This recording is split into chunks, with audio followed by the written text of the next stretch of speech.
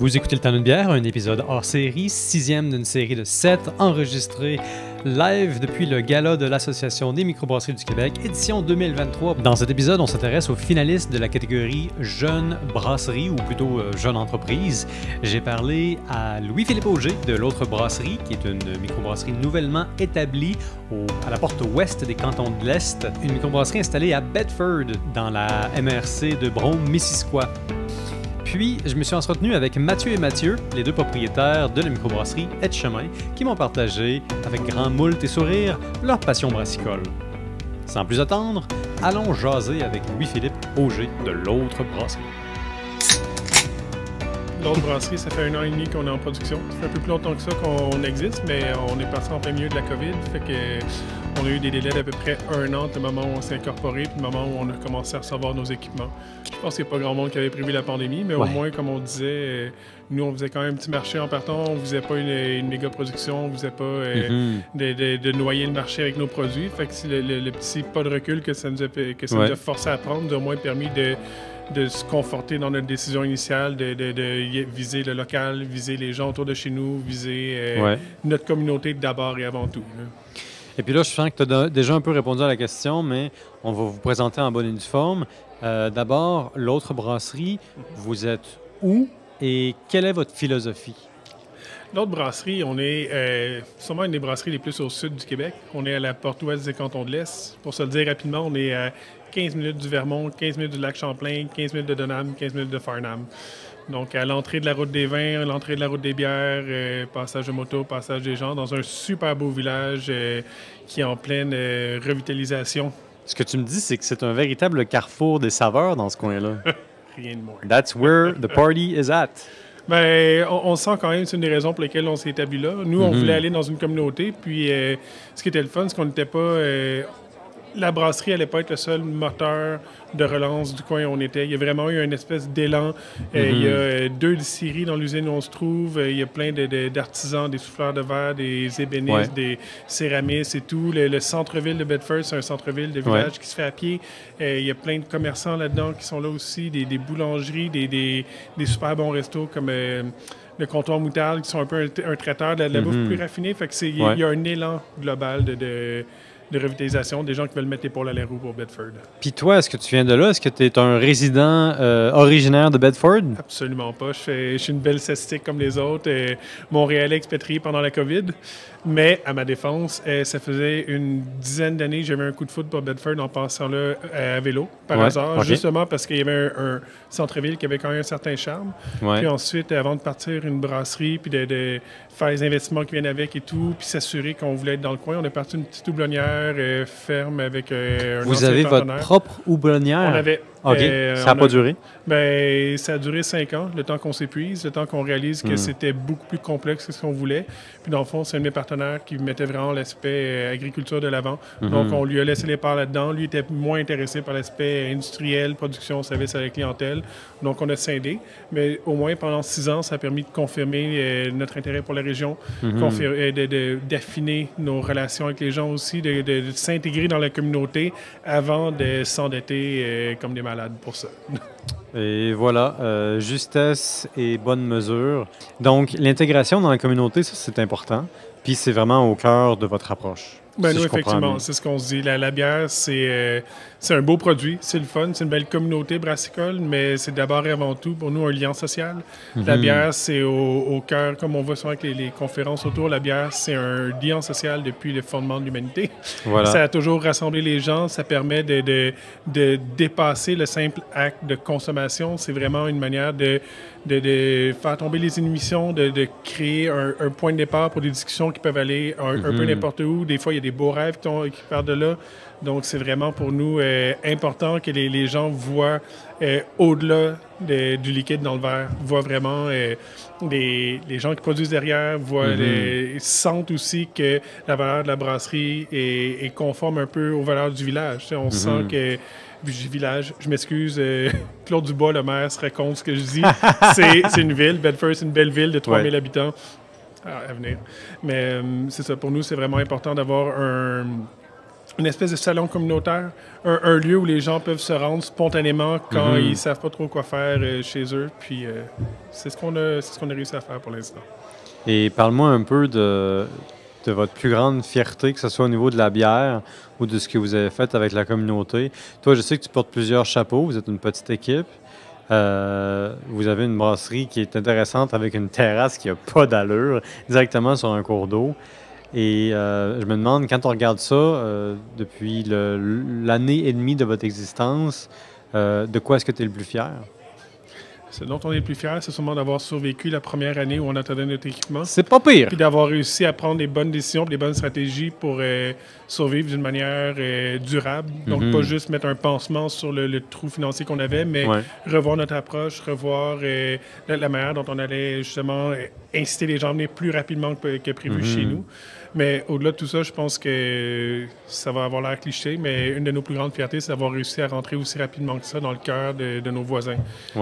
Des gens qui viennent chez nous pour célébrer des anniversaires, on en a eu plein jusqu'à présent, des liens avec la ville, les organismes partenaires aussi, l'organisme du bassin versant qui est à côté de chez nous, avec qui on essaie de faire des alliances, il y a le centre local de développement, il y a plein de petits regroupements qui viennent prendre la bière pour leur party de bureau, leur party de fin d'année et tout, puis le fait que les gens viennent spontanément vers nous pour ça, pour nous, ça, c'est une très grande fierté. C'est une belle marque de succès quand c'est les gens qui viennent cogner à votre porte sans que vous les ayez sollicités. Qui dit bon voisinage, dit communauté, dit amis, dit collaboration, coopération. En ce moment, on parle live du congrès de l'Association des microbrasseries au Québec. Donc, au Centre des congrès à Québec. Qu'est-ce qui t'attire, toi? Qu'est-ce qui fait que tu arrives ici et que tu participes au congrès? Quelle valeur est-ce que tu en retires? Qu'est-ce qui t'amène ici? Est-ce que c'est la première fois que tu viens? Non, j'étais venu l'an dernier aussi. OK. Mais je pense que c'est d'abord avant tout la collégialité, la convivialité aussi. Avant même d'ouvrir la brasserie, on avait déjà pas mal de liens dans le milieu, comme la plupart de mes collègues et partenaires ici. C'est une occasion pour se revoir d'une manière un peu plus informelle, d'être capable de suivre les tendances de l'industrie, parler avec des grosses brasseries établies qui ont une cinquantaine d'employés, qui ont leurs propres défis. Ben moi, ça me permet d'apprendre puis d'anticiper un peu dans la croissance à venir, même si je pense pas qu'on ait 50 employés un jour. C'est intéressant de voir la manière dont ils abordent les problèmes, la manière dont ils vont discuter de tout ça. Voir aussi l'émergence des nouveaux projets. Il y a peu de gens qui connaissent notre brasserie, mais je trouve ça le fun parce qu'il y a plein d'autres projets que je connais pas ici. Donc, ça démontre une espèce de vitalité qui est un peu dans l'esprit de notre projet, c'est-à-dire un retour aux petites brasseries, puis c'est ça, voir vraiment comment les gens peuvent faire rayonner les microbrasseries à partir de plein de projets indépendants les uns des autres qui partagent quand même une vision commune plutôt que d'avoir une vision de la microbrasserie, macrobrasserie qui est imposée du dessus par certains très gros joueurs.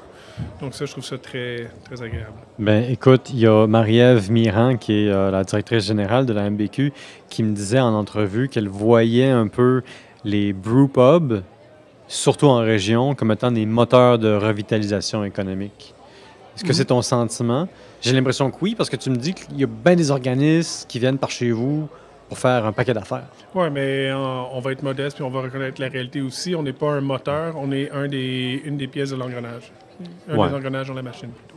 Parce qu'il y avait déjà un bon mouvement à Bedford. C'est une des raisons aussi pour lesquelles on a choisi ce lieu-là. On sentait depuis qu'on avait commencé les Houblonnières, donc à peu près en 2016, on voyait qu'il y avait un renouveau, on voyait qu'il y avait un élan de l'avant. Puis des statistiques démographiques ont démontré récemment que la croissance de la population au Québec avoisine les 4-5 %. Brome-Missisquoi, on était à 11 %. Ah donc, oui, OK. Il y a un désir de sortir. Mais on s'entend qu'avec les difficultés immobilières un peu partout, les gens qui sont prêts à la gorge, les gens qui ne veulent pas être locataires jusqu'à la fin des temps puis être coincés à la merci des propriétaires, ont vu un endroit où c'est encore viable, encore abordable, encore possible de rêver, mettons. Puis nous, on est contents de participer à ce rêve-là commun parce que plus les années passent, plus on voit que le rêve devient réalité. Puis ça nous fait chaud au cœur. Oui, c'est une belle histoire. Puis écoute, c'est peut-être une des zones de lumière dans un environnement plutôt gris d'une récession économique. Mais pour rester dans la lumière et la bonne entente dans l'atmosphère du Congrès, où est-ce qu'il y a beaucoup d'amitiés qui se maintiennent et qui se font, il y a aussi le gala qui s'en vient. Est-ce que ça va être ton premier gala? Oui, ça va être notre premier gala. Qu'est-ce qu'on t'a dit par rapport au gala? Je suis curieux. Rien. J'écoute pas ces choses-là. Je veux pas me faire d'attente. On m'a dit que c'était festif, que c'était convivial, puis... D'abord, en te souhaitant la meilleure des chances avec le prix ce soir, mais aussi avec la microbrasserie. Quels sont tes projets d'importance pour les prochains mois? Qu'est-ce que tu as envie de partager avec nos auditeurs par rapport à l'autre brasserie? C'est difficile à dire parce que les prochains mois, on va surtout ça quand on est dans une période de rodage. Au sens où l'an dernier, on était en démarrage chaotique puis mode survie. Là, cette année, avec la terrasse qu'on vient d'ouvrir, parce que ça, c'était un gros projet cet été. Donc, percer le mur pour accéder à la terrasse, c'était pas là. C'était notre vision de percer le mur pour arriver à la terrasse qui était laissée à l'abandon. Vous avez fait une percée. Oui, exactement. On a fait une belle percée avec des excellents bricoleurs. Mais, donnez pas le point. Donc, si on veut, on a juste eu, depuis le mois de juillet, une vraie expérience de brewpub comme on voulait, à proprement parler. Donc, on a délaissé un peu la pression sur la vente en boutique parce qu'on a un bon réseau autour de nous. Donc, l'an prochain, ça va vraiment être de roder ce qu'on a déjà. Avant de se mettre à rêver, avant d'aller plus loin, c'est revenir avec les recettes qui ont été un franc succès cette année et s'assurer que le pub soit vraiment au cœur de nos activités. On n'a pas une bonne signalisation sur le bord de la route. C'est une grosse bâtisse industrielle. Donc, faire en sorte qu'au-delà du bouche-oreille, les gens nous trouvent plus facilement, les gens qui passent là par hasard.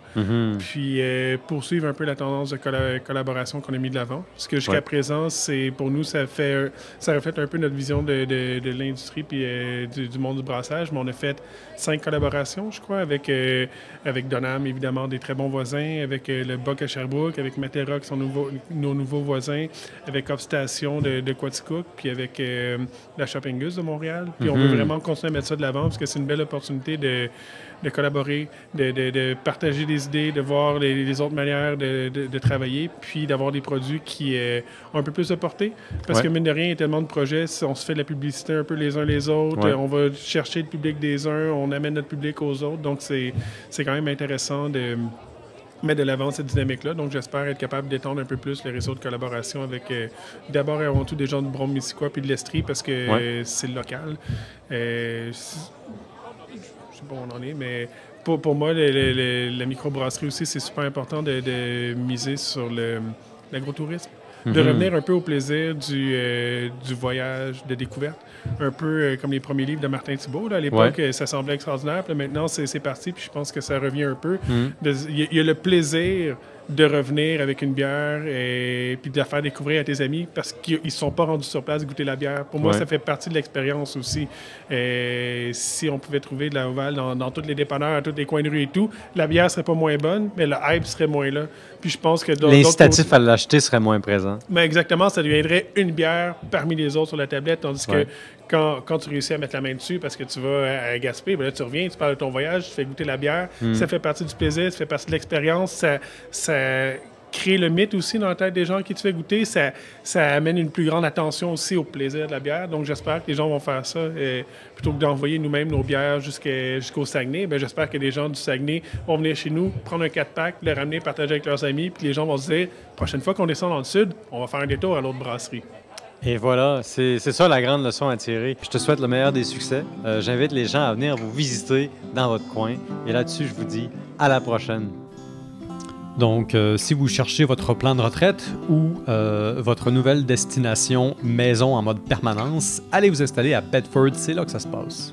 Et évidemment, pour le temps d'une bière plutôt, allez voir l'autre brasserie. Donc, restons dans le même coin, mais tournons-nous du côté de Etchemin et allons voir Mathieu et Mathieu qui vont nous parler de leur microbrasserie fraîchement établie.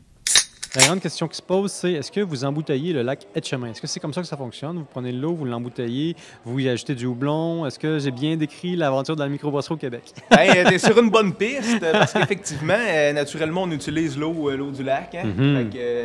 Fait que t'es bien parti. C'est un bon départ. Tu comprends déjà nos secrets dans notre recette. Qu'est-ce qui vous a poussé à vous lancer dans la micro?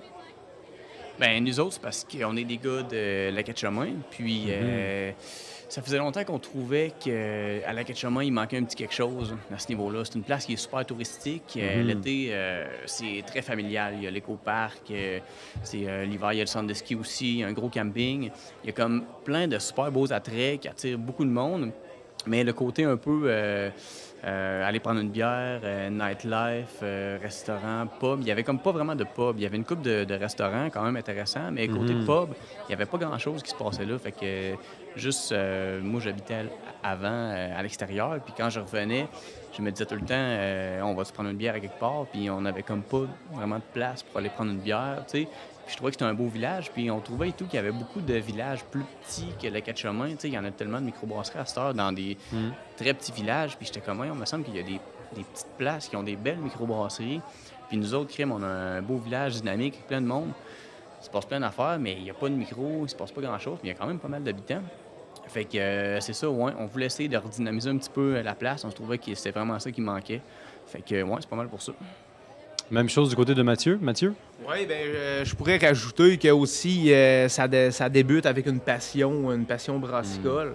On a commencé à brasser comme beaucoup de brasseurs au niveau amateur chez nous dans la cuisine, à développer des recettes, à s'inspirer de d'autres brasseries.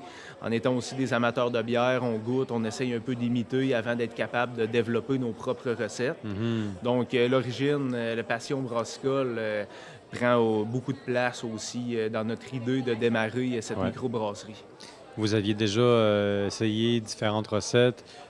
J'imagine que vous aviez fait ça encore peut-être quelques années avant de lancer votre microbrasserie. Oui, bien, ça faisait quasiment déjà une dizaine d'années que moi et Matt, on brassait ensemble. C'était dans l'air, là. On s'entend que c'était dans l'air.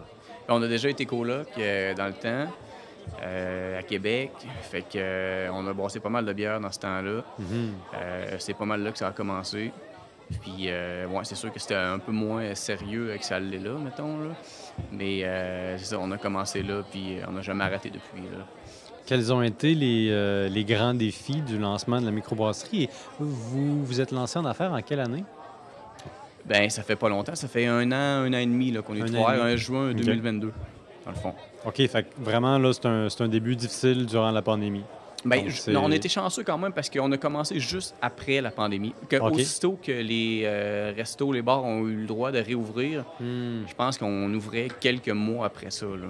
Fait que vous n'avez pas eu à faire beaucoup de sacrifices que d'autres ont eu à faire. Non, c'est ça. Nous autres, pendant qu'on était en plein travaux, pendant l'hiver, pour aménager tout ça, c'était la pandémie. Puis on se disait, bien, à la fin des travaux, la pandémie va être finie, on va ouvrir. C'est ça qui s'est passé. On a été chanceux un peu. Oui, c'est ça. Vous avez eu de la chance. Le timing était vraiment en votre faveur. Puis, est-ce que ça a influencé l'offre ou, en tout cas, la restauration? Avez-vous une option au menu? Avez-vous une option nourriture? Dans le fond, nous, c'est vraiment comme la formule brew pub. On a une cuisine, menu restaurant, style plus, justement, pub. Comme tu parlais tantôt, les défis, c'est sûr qu'au début, d'arrimer justement le côté bar, resto et le brassage, ça fait quand même beaucoup de phases de l'entreprise à développer puis à travailler là-dessus. Fait que oui, on offre une option restaurant, ce qui nous a apporté beaucoup de clientèle à ce niveau-là. Puis comme on parlait tantôt, là, quand on a ouvert juste après la pandémie, on a eu un super de bel été cette saison-là. Le fait qu'on était nouveau, l'achalandage, le touriste a repris à cette époque-là. Donc on a quand même profité d'un bon courant là, dès notre départ, là, dès notre ouverture. Et puis, parlons un peu du rôle de l'Association des microbrasseries dans tout ça. Est-ce que vous avez été en contact avec la MBQ à votre lancement ou dans les préparatifs ou durant la pandémie? Est-ce que vous avez été en contact avec eux pour utiliser leurs ressources, justement? Bien, on n'a pas été en contact plus que ça, je te dirais, mais tu sais, dès qu'on avait l'idée de partir d'une microbrasserie, c'est sûr qu'on voulait, c'était déjà dans notre idée d'être membre de la MBQ parce que c'est tellement, les avantages sont comme, tu sais, c'est tellement évident, là, tous les avantages qu'il y a d'être membre. Donc, nous autres, on s'est inscrits comme microbrasserie en démarrage dès Même, je pense que c'est un 6 mois avant qu'on soit ouvert. Puis juste ça nous permet d'avoir quand même pas mal de ressources, là. Ouais. Puis, ouais, c'est l'AMBQ, c'est vraiment super important, là. C'est juste l'infolette qui nous envoie tous les mois pour te tenir au courant de chaque chose qui se passe dans le milieu brassicole. Juste ça, c'est vraiment une mine d'or, là, pour vrai, pour nous autres, là. Tout au niveau des réglementations provinciales, fédérales, au niveau des fois, c'est faux. On n'a même pas besoin de chercher pour avoir les nouvelles réglementations. Tout est à jour. Ils nous envoient tout, tous les événements, tout vraiment qu'est-ce qui nous touche, qu'est-ce qu'on a besoin de savoir. Ils nous l'envoient comme... Fait que c'est tellement pratique. Là, on ne pourrait pas s'en passer. Là. Et parlez-moi un peu de votre journée jusqu'à date, aujourd'hui, au congrès de la MBQ. Qui vous avez rencontré? Quelles ont été les conférences ou en tout cas les rencontres qui vous ont marqué? Oui, bien moi, en général, je pense que je vais te donner mon opinion un peu générale. C'était mon premier congrès de l'AMBQ cette année, puis j'ai vraiment aimé ça. Regarde, les gens sont vraiment sympathiques, sont ouverts aux discussions, au partage de connaissances. On rencontre des brasseries qui vivent les mêmes réalités que nous, mais dans différents coins du Québec.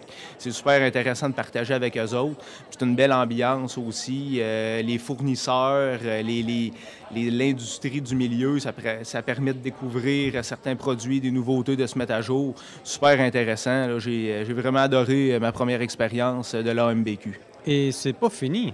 Parce que là, on s'enligne vers le gala de la MBQ, qui est vraiment la partie 2 et c'est un peu le party. C'est la reconnaissance, c'est de la bonne chair et c'est de la bonne bière. Est-ce que ça va être votre premier gala? Oui, ça va être notre premier gala. Qu'est-ce qu'on vous a dit par rapport au gala de la MBQ? Honnêtement, absolument rien. Là. On ne sait pas vraiment pas en tout à quoi s'attendre. Donc, c'est un plongeon à l'aveugle. Vous ne savez pas dans quoi vous vous embarquez. Oui, exactement. Ça a l'air... c'est si pire que ça? Ou... Non, c'est le contraire. C'est très bien. Non, mais je fais un peu la farce parce que j'ai parlé à différentes personnes jusqu'à date dans mes entrevues. Et puis, moi-même, je suis jamais allé au gala. Donc, ce que je peux vous dire, c'est ce que j'ai appris, mais j'en sais pas plus. C'est 5 services. Donc déjà, c'est bien, c'est des accompagnements. C'est Martin Thibault qui va être le sommelier S-bière. Et puis, Martin Thibault, on s'entend qu'il sait de quoi il parle, puis il sait bien présenter la chose, en plus d'avoir une belle prose. Quant à moi, je fais juste des rimes. Oui, vraiment, je pense que ça va être vraiment une belle soirée. C'est super le fun. Nous autres, on s'est inscrit au gala, puis honnêtement, juste de voir le fait qu'on est dans les finalistes, honnêtement, j'étais un peu surpris de voir qu'on était dans les finalistes parce que je me disais, tu sais, vu que nous autres, on a la formule Brewpub, puis tout ça... Peut-être qu'on compte pas, peut-être qu'on n'est pas dans cette catégorie-là? Je me disais qu'on comptait, mais je me demandais à quel point que les gens nous connaissaient à l'extérieur. Parce que nous autres, on est très forts dans notre région. Là, 80% de notre production, c'est tout en fût à notre pub. On fait un petit peu de canettes, mais c'est vraiment... on vient juste de commencer à en faire un petit peu plus. Là. C'est vraiment, dans notre coin local, on est très fort, mais à l'extérieur, étant donné qu'on ne distribue pas, je me disais, est-ce que les gens, les juges, par exemple, peut-être qu'ils connaissent notre nom, mais est-ce qu'ils nous connaissent plus que ça? Est-ce qu'on va être pris en compte? Puis tout ça. Fait que juste de voir qu'on est nominé, c'est super le fun, même si on est assez petit, là, c'est super le fun. Là. Moi, je vous souhaite de retourner par chez vous avec un prix, mais même si ça n'arrive pas, vous allez retourner à Être-Chemin avec des beaux souvenirs ou des belles conversations, que ce soit avec les fournisseurs, avec les collègues ou avec les gens qui vivent exactement la même chose. Il n'y a rien qui est perdu. Et je vous souhaite vraiment le meilleur pour 2024 et pour les années qui vont suivre. Good. Merci beaucoup, Pierre-Olivier. Ça fait plaisir. Merci. Oui, merci beaucoup de nous avoir reçus aujourd'hui. Super content. Merci. Une belle rencontre pour le temps d'une bière ou deux. À plus. Je rappelle qu'en 2023, on a vu l'ouverture de 18 nouvelles microbrasseries à travers le Québec. C'est quand même un nombre important. On leur souhaite bonne chance. On vous souhaite d'aller les découvrir. Il y a certainement quelques bières extraordinaires là-dedans qui s'en vont vous ressusciter les papilles gustatives. Ces épisodes étaient enregistrés live depuis le gala de l'Association des microbrasseries du Québec 2023. Je vous rappelle, si vous êtes dans le milieu, que vous pouvez vous inscrire vous-même aux différents prix pour l'année dernière, que ce soit, pour l'année prochaine, en 2024 ou en 2025, qui sait. Vous pouvez trouver plus d'informations sur le site de l'AMBQ. C'est une association qui, si vous êtes brasseur et fournisseur et impliqué dans le domaine, travaille littéralement pour vous. Quant au temps d'une bière, c'est le temps qu'on prend pour parler du temps qui passe, pour parler des gens de bien et pour parler de tout le mal qui a été brassé dans l'histoire de l'Antiquité jusqu'au temps moderne. Et si vous nous aimez, encore une fois, abonnez-vous, aimez notre contenu, partagez l'évangile du houblon et surtout, amusez-vous, prenez soin de vous, aimez la vie Là-dessus, je vous dis cheers. Salut!